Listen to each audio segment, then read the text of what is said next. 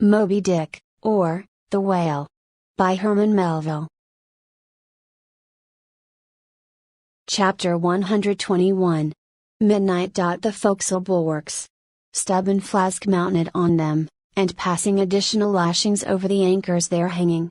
No, Stub, you may pound that knot there as much as you please, but you will never pound into me what you were just now saying. And how long ago is it since you said the very contrary?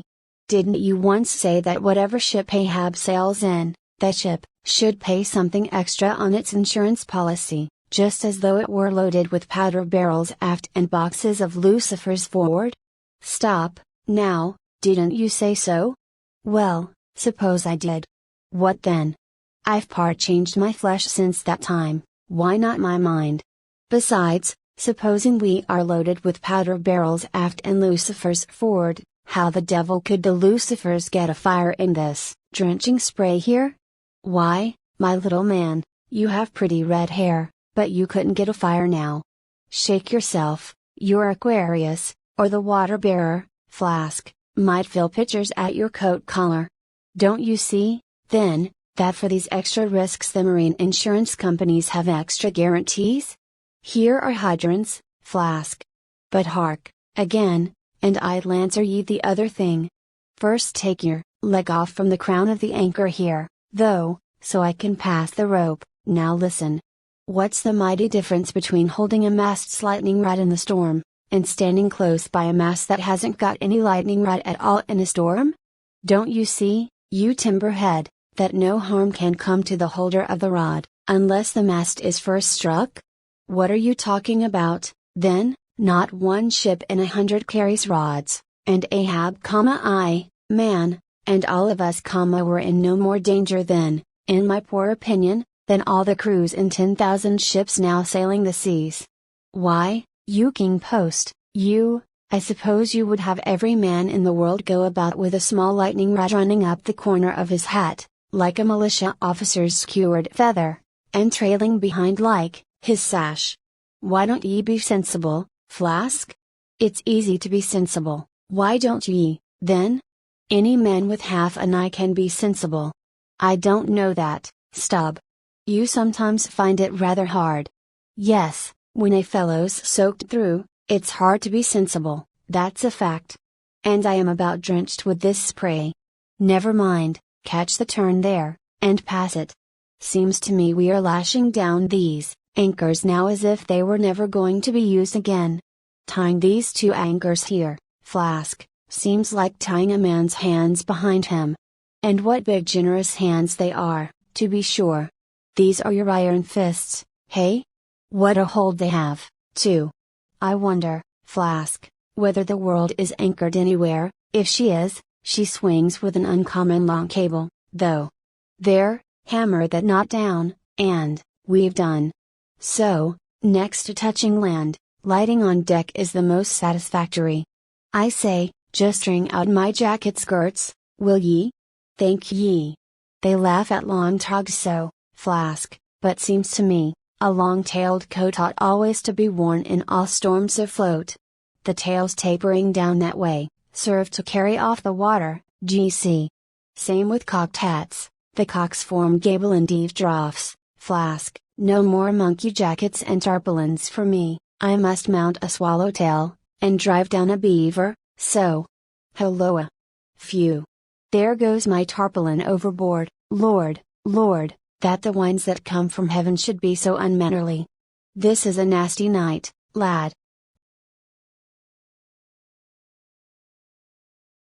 Chapter 122. Midnight's aloft. Thunder and lightning. The main topsail yard. Tash go passing new lashings around it. Stop that thunder. Plenty too much thunder up here. What's the use of thunder? We don't want thunder, we want rum. Give us a glass of rum.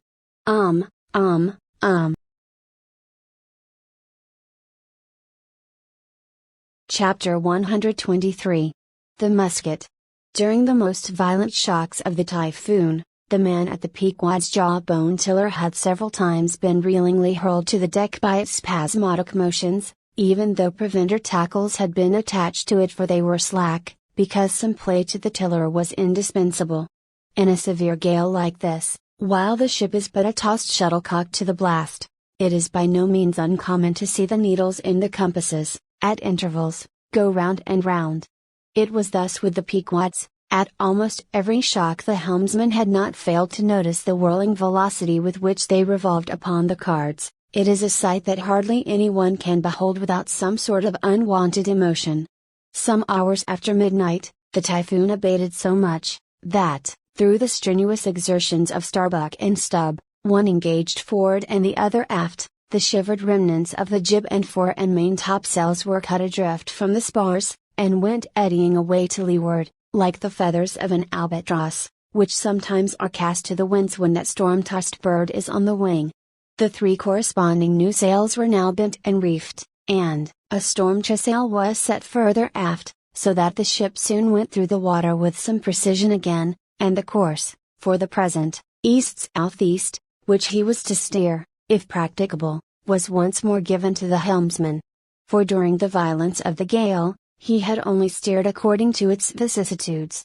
But as he was now bringing the ship as near her course as possible, watching the compass meanwhile, lo! A good sign. The wind seemed coming round astern, the foul breeze became fair. Instantly the yards were squared, to the lively song of Ho! The fair wind! O ye ho, cheerly men! The crew singing for joy, that so promising an event should so soon have falsified the evil portents preceding it. In compliance with the standing order of his commander, to report immediately, and at any one of the 24 hours, any decided change in the affairs of the deck, Starbuck had no sooner trimmed the yards to the breeze, however reluctantly and gloomily, than he mechanically went below to apprise Captain Ahab of the circumstance.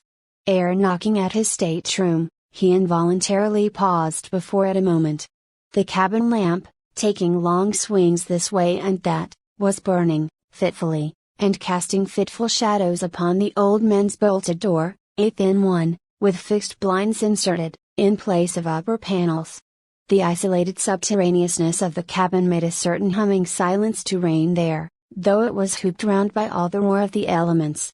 The loaded muskets in the rack were shiningly revealed, as they stood upright against the forward bulkhead. Starbuck was an honest, upright man, but out of Starbuck's heart, at that instant when he saw the muskets, there strangely evolved an evil thought, but so blent with its neutral or good accompaniments that for the instant he hardly knew it for itself. He would have shot me once, he murmured. Yes, there's the very musket that he pointed at me, that one with the studded stock. Let me touch it, lift it. Strange, that I, who have handled so many deadly lances, strange, that I should shake so now. Loaded? I must see.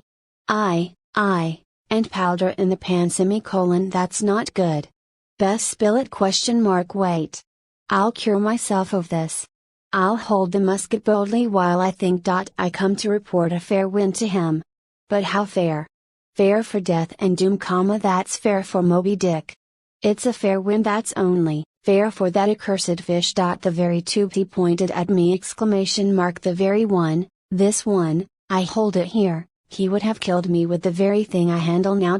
And he would fain kill all his crew. Does he not say he will not strike his spars to any gale? Has he not dashed his heavenly quadrant? And in these same perilous seas, gropes he not his way by mere dead reckoning of the error-bounding log? And in this very typhoon, did he not swear that he would have no lightning rods? But shall this crazed old man be tamely suffered to drag a whole ship's company down to doom with him? Yes, it would make him the wilful murderer of 30 men and more, if this ship come to any deadly harm, and come to deadly harm, my soul swears this ship will, if Ahab have his way. If, then, he were this instant put aside, that crime would not be his. Ha! Is he muttering in his sleep? Yes, just there, in there, he's sleeping. Sleeping? Aye, but still alive, and soon awake again. I can't withstand thee, then, old man.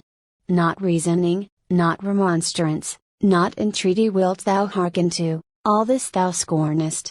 flat obedience to thy own flat commands, this is all thou breathest. Aye, and say'st the, men have vowed I vow, say'st all of us are Ahabs. Great God forbid! But is there no other way? No lawful way? Make him a prisoner to be taken home? What? Hope to wrest this old man's living power from his own living hands? Only a fool would try it. Say he were pinioned even, knotted all over with ropes and hawsers, chained down to ring bolts on this cabin floor, he would be more hideous than a caged tiger, then. I could not endure the sight, could not possibly fly his howlings. All comfort, sleep itself, inestimable reason would leave me on the long intolerable voyage. What, then, remains? The land is hundreds of leagues away, and locked Japan the nearest. I stand alone here upon an open sea, with 2 oceans and a whole continent between me and law. 'Tis so. Is heaven a murderer when its lightning strikes a would-be murderer in his bed, tendering sheets and skin together? And would I be a murderer, then, if and slowly, stealthily, and half sideways looking, he placed the loaded muskets in against the door? On this level, Ahab's hammock swings within, his head this way. A touch, and Starbuck may survive to hug his wife and child again. Oh Mary! Mary! Boy! Boy! Boy! But if I wake thee not to death, old man, who can tell to what unsounded deeps Starbuck's body this day week may sink, with all the crew? Great God, where art thou? Shall I? The wind has gone down and shifted, sir, the fore and main topsails are reefed and set, she heads her course. Stern all. O Moby Dick, I clutch thy heart at last. Such were the sounds that now came hurtling, from out the old man's tormented sleep, as if Starbuck's voice had caused the long dumb dream to speak. The yet leveled musket shook like a drunkard's arm against the panel. Starbuck seemed wrestling with an angel, but turning from the door, he placed the death tube in its rack, and left the place. He's too sound asleep, Mr. Stubb, go thou down, and wake him, and tell him. I must see to the deck, here. Thou knowst what to say.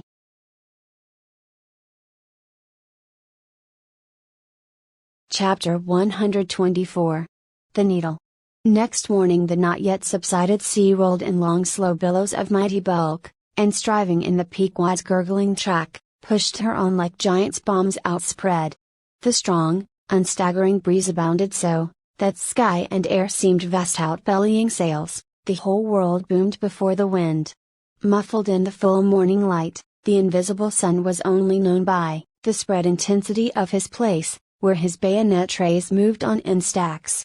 Emblazonings, as if crowned Babylonian kings and queens, reigned over everything. The sea was as a crucible of molten gold, that bubblingly leaps with light and heat. Long maintaining an enchanted silence, Ahab stood apart, and every time the teetering ship loweringly pitched down her bowsprit, he turned to eye the bright sun's rays produced ahead, and when she profoundly settled by the stern, he turned behind, and saw the sun's rearward place, and how the same yellow rays were blending with his undeviating wake. Ha, ha, my ship! Thou mightest well be taken now for the sea chariot of the sun. Ho, ho! All ye nations before my brow, I bring the sun to ye. Yoke on the further billows, lo! A tandem, I drive the sea. But suddenly reined back by some counter thought, he hurried towards the helm, huskily demanding how the ship was heading. East, sir, said the frightened steersman. Thou liest. Smiting him with his clenched fist. Heading east at this hour in the morning, and the sun astern? Upon this every soul was confounded, for the phenomenon just then observed by Ahab had unaccountably escaped everyone else, but its very blinding palpableness must have been the cause. Thrusting his head halfway into the binnacle, Ahab caught one glimpse of the compasses, his uplifted arm slowly fell, for a moment he almost seemed to stagger.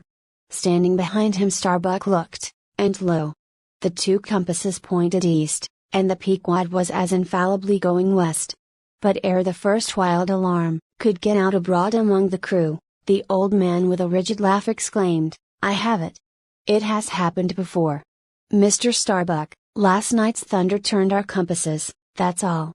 Thou hast before now heard of such a thing, I take it. Aye, but never before has it happened to me, sir, said the pale mate, gloomily. Here, it must needs be said, that accidents like this have in more than one case occurred to ships in violent storms. The magnetic energy, as developed in the mariner's needle, is, as all know, essentially one with the electricity beheld in heaven, hence it is not to be much marveled at, that such things should be. Instances where the lightning has actually struck the vessel, so as to smite down some of the spars and rigging, the effect upon the needle has at times been, still more fatal, all its lodestone virtue being annihilated, so that the before magnetic steel was of no more use than an old wife's knitting needle. But in either case, the needle never again, of itself, recovers the original virtue thus marred or lost, and if the binnacle compasses be affected, the same fate reaches all the others that may be in the ship, even were the lowermost one inserted into the kelson. Deliberately standing before the binnacle, and eyeing the transpointed compasses, the old man, with the sharp of his extended hand, now took the precise bearing of the sun, and satisfied that the needles were exactly inverted, shouted out his orders for the ship's course to be changed accordingly. The yards were hard up, and once more the Pequod thrust her undaunted bows into the opposing wind, for the supposed fair one had only been juggling her. Meanwhile, whatever were his own secret thoughts, Starbuck said nothing, but quietly he issued all requisite orders, while Stubb and Flask, who in some small degree seemed then to be sharing his feelings, likewise unmurmuringly acquiesced.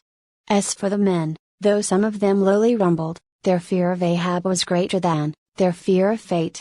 But as ever before, the pagan harpooneers remained almost wholly unimpressed, or if impressed, it was only with a certain magnetism shot into their congenial hearts from inflexible Ahab's.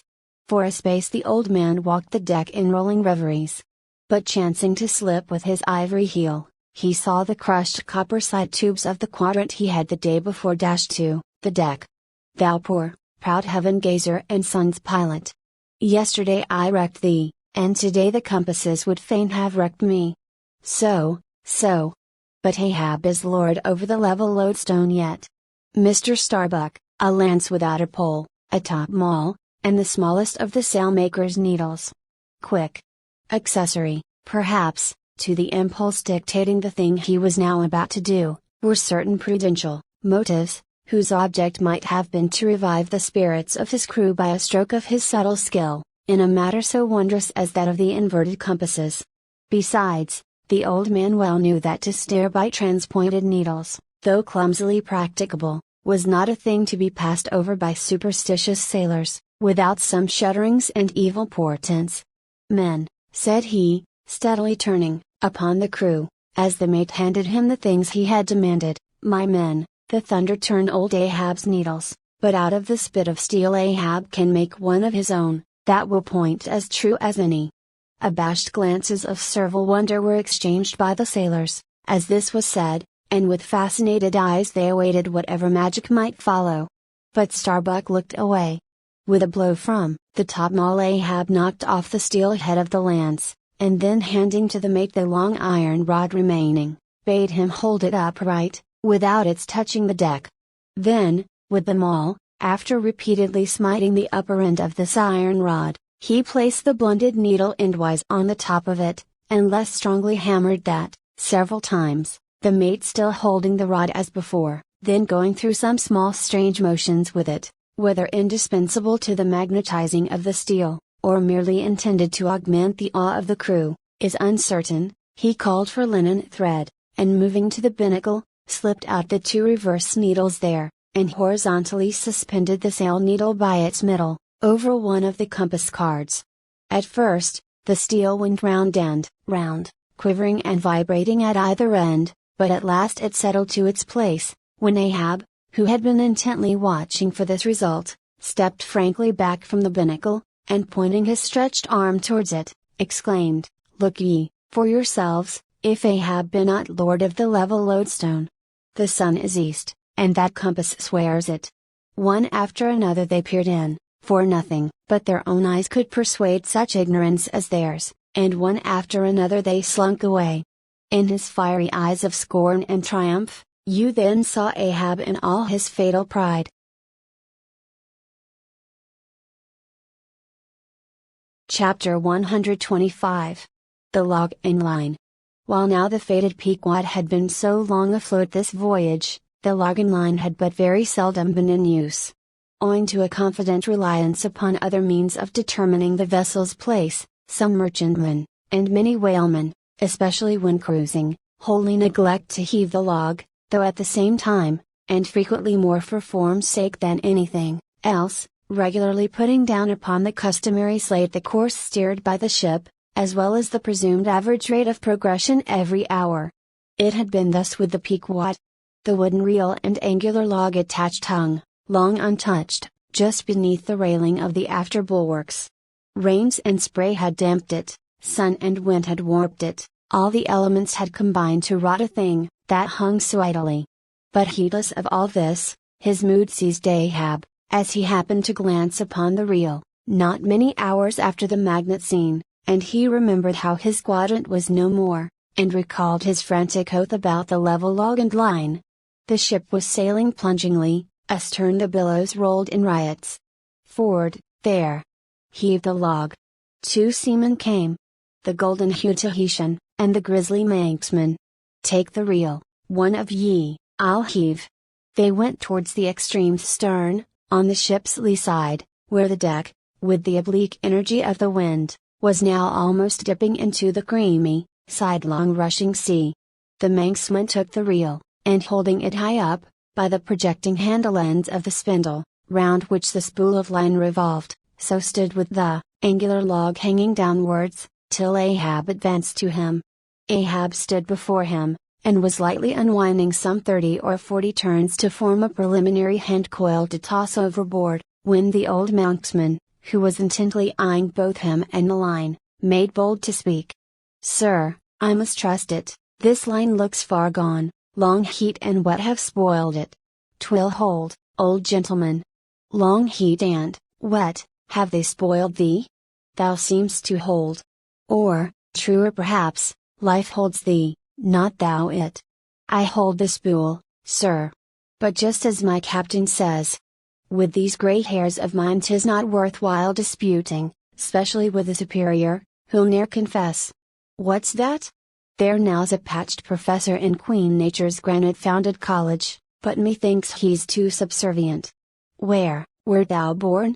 In the little rocky Isle of Man, sir. Excellent. Thou'st hit the world by that. I know not, sir, but I was born there. In the Isle of Man, hey? Well, the other way, it's good.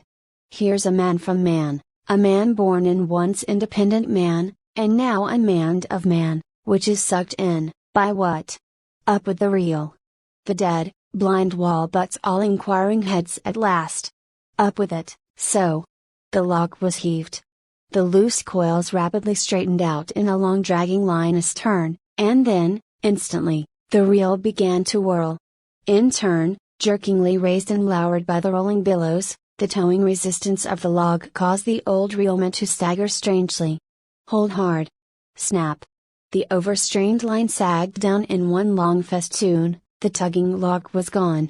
I crush the quadrant, the thunder turns the needles, and now the mad sea parts the log line. But Ahab can mend all.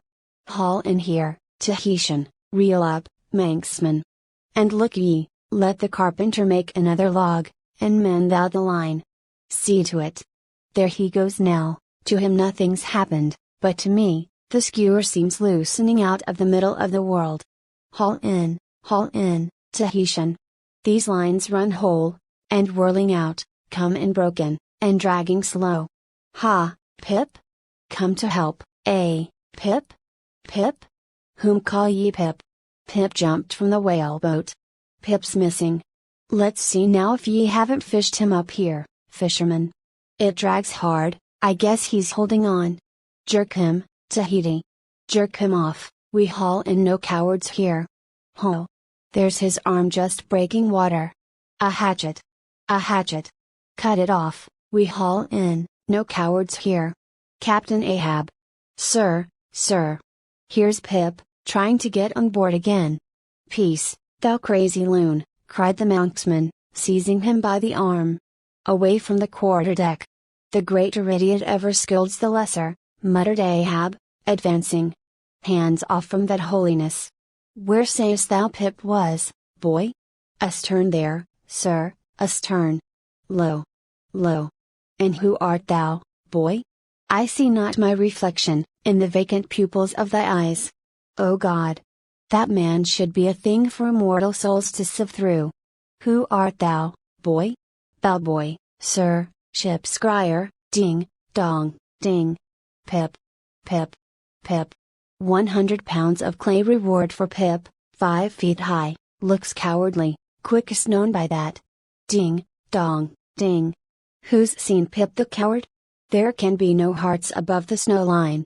Oh, ye frozen heavens, look down here. Ye did beget this luckless child, and have abandoned him, ye creative libertines. Here, boy, Ahab's cabin shall be Pip's home henceforth, while Ahab lives.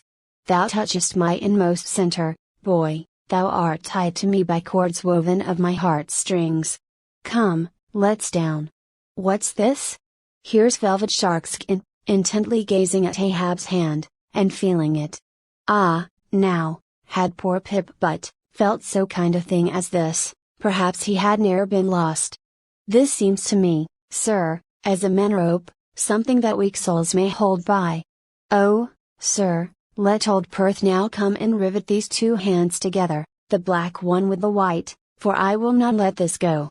Oh, boy, nor will I thee, unless I should thereby drag thee to worse horrors than are here. Come, then, to my cabin. Lo! Ye believers, in God's all goodness, and in man all ill, lo you!